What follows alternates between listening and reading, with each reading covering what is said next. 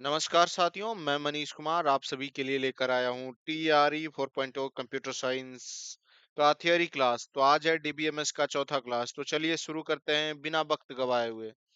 तो सबसे पहले देख लेते हैं कि लास्ट वीडियो में हमने क्या कवर किया था। वो था types of attribute, object oriented model, document model and types of keys.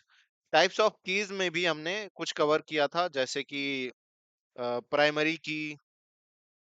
Primary की, कैंडिडेट की, अल्टरनेट की और सुपर की। ये चार की कवर कर लिए थे। और जो बचा था हमारा फॉरेन की, कंपोजिट की। तो आज कवर करेंगे हम लोग। आज का एजेंडा होगा हमारा फॉरेन की, कंपोजिट की और मैपिंग कार्डिनलिटी। मैपिंग कार्डिनलिटी का मतलब होता है degree of relationship. Degree of relationship. तो डिग्री ऑफ रिलेशनशिप में चार प्रकार के आ जाते हैं, वही आज देखेंगे। One to one, one to many, many to one, ये सब अभी देखने वाले हैं हम लोग। तो बढ़ते हैं। सबसे पहले जान लेते हैं फॉरेन की होता क्या है। फॉरेन की को रेफरेंस की भी कहा जाता है। यदि किसी एक टेबल की प्राइमरी की किसी अन्य टेबल कॉलम के रूप में यूज किया जाए तो उसे फॉरेन की कहते हैं।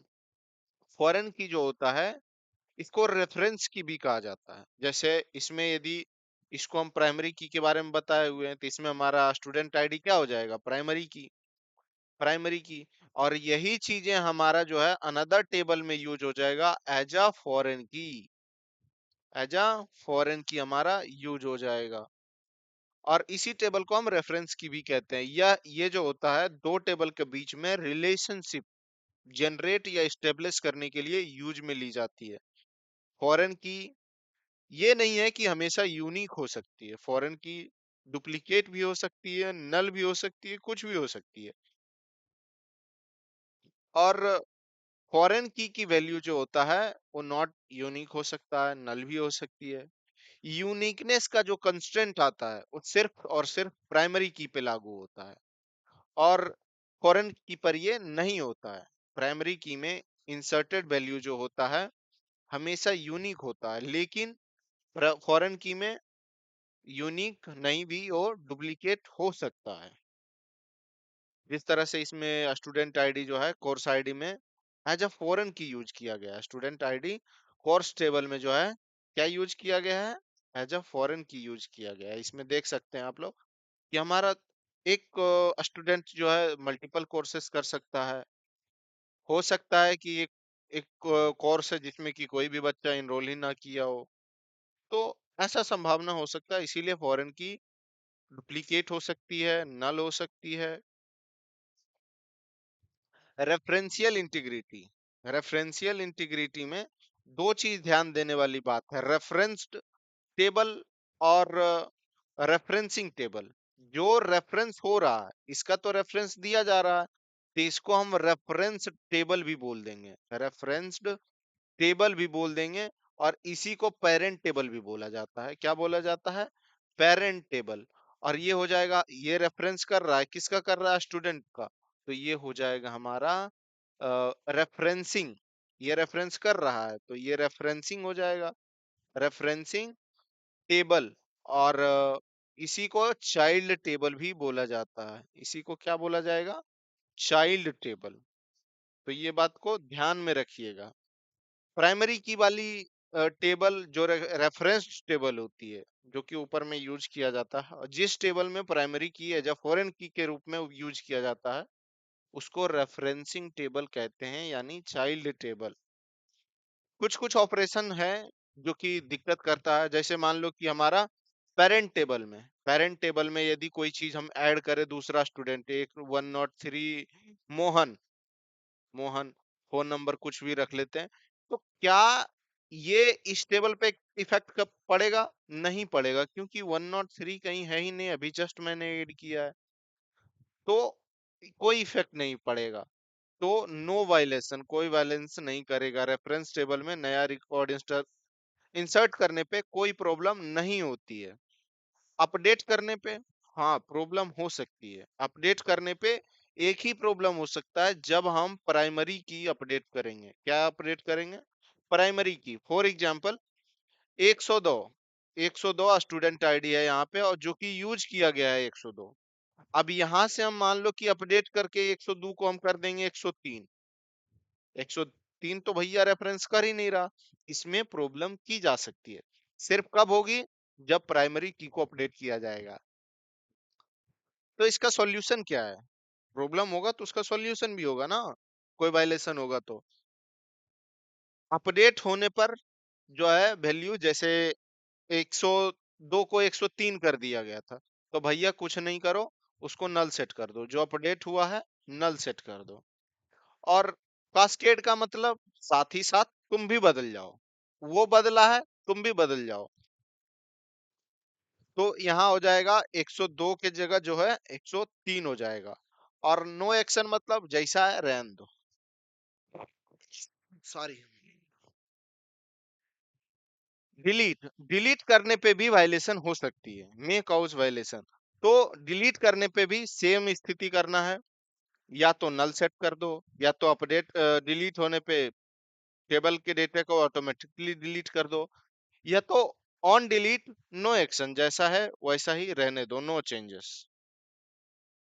Operation on referencing table, referencing table होगा तब क्या क्या ऑपरेंस होगा, यदि इंसर्ट करेंगे, यदि हम इंसर्ट करेंगे तो इस बात का ध्यान देना होगा कि जो भी हम वैल्यू एज अ फॉरेन की यूज कर रहे हैं, फॉरेन की में यूज कर रहे हैं, वो वैल्यू, फॉरेन की वाला वैल्यू जो है पेरेंट टेबल में मौजूद होना चाहिए, पेरेंट टेबल में मौजूद होना चाहिए। फॉर एग्जांपल, जैसे कि मान लो कि हम यूज कर रहे हैं 104, 104।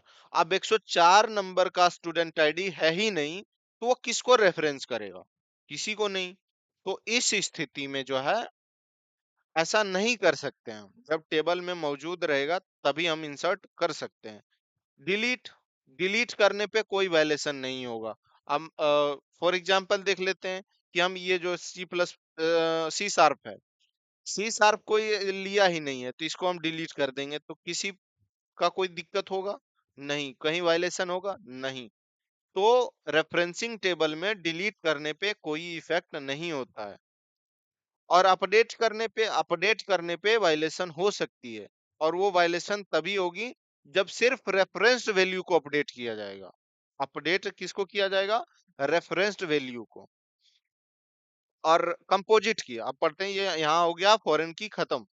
तो कंपोजिट की के बारे में बस छोटा सा जानकारी है कि जब टेबल के रिकॉर्ड्स को आइडेंटिफाई करने के लिए एक कॉलम काफी नहीं होता है, उस स्थिति में एक से अधिक कॉलम की आवश्यकता होती है।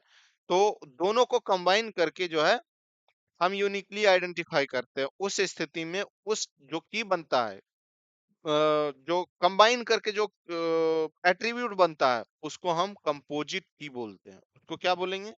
Composite key. अब आ जाते हैं मैपिंग कार्डिनलिटी के बारे में। मैपिंग कार्डिनलिटी यानी degree of relationship. Degree of relationship भैया चार प्रकार के होते हैं। कितने प्रकार के? चार प्रकार के। One to one, one to many, many to one, और मैनी टू मैनी।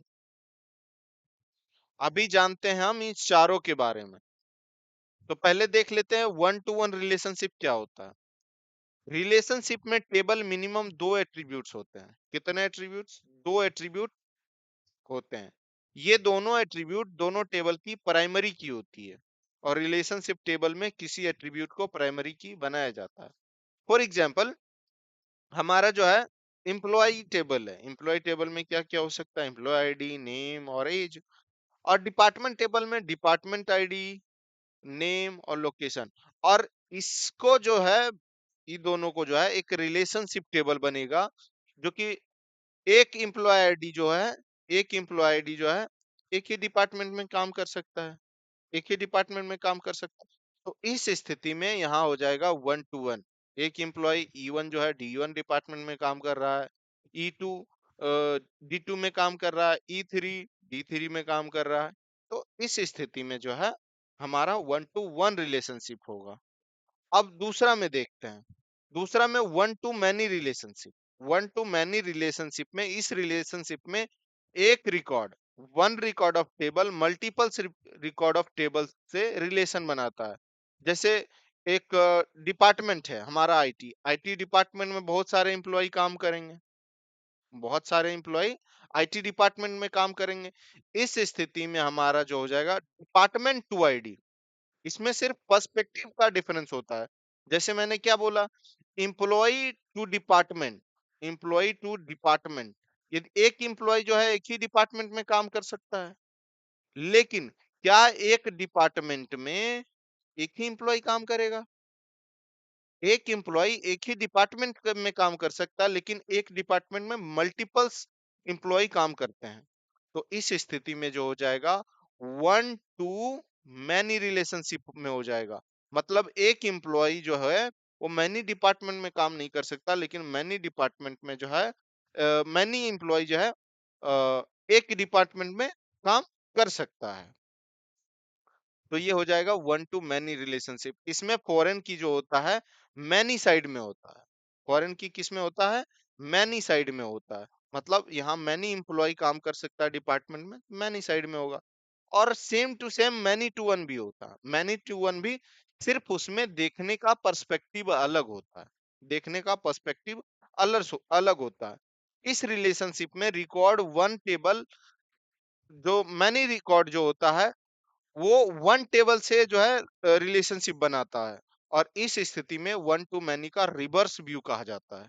जैसे एक डिपार्टमेंट में बहुत सारे स्टूडेंट हैं, एक डिपार्टमेंट में बहुत सारे स्टूडेंट हैं, इस स्थिति में सेम मैनी साइड में ही होगा, फॉरेन की जो होगा दोनों स्थिति में, चाहे वन टू मैनी हो, वन टू मैनी हो या मैनी टू वन हो, मैनी टू वन हो, इस स्थिति में जो है हमारा फॉरेन की मैनी साइड ही रहेगा, मैनी साइड ही रहेगा।